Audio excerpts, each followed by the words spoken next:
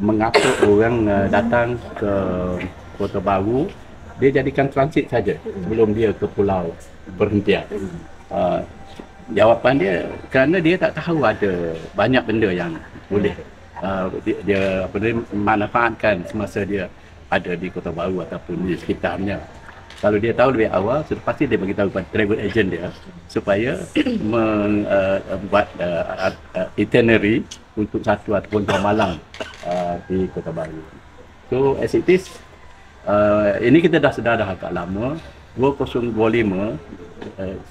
feedback yang kita dapat bahawa mereka dah berhenti 1 ataupun 2 malam di sekitar Kota Baru, sama ada sebelum ke Pulau Perhentian ataupun selepas daripada Pulau Perhentian, dan kebanyakannya selepas daripada Pulau Perhentian. Kalau tidak, dia orang daripada Pulau Perhentian, Kuala Besut terus saja.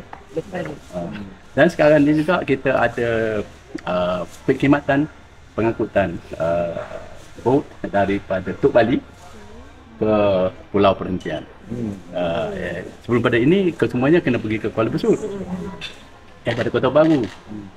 Now bermula bulan 3 ni, sekarang ni tutup kan, sekarang ni tak boleh pergilah pasal ada musim tengkujuh.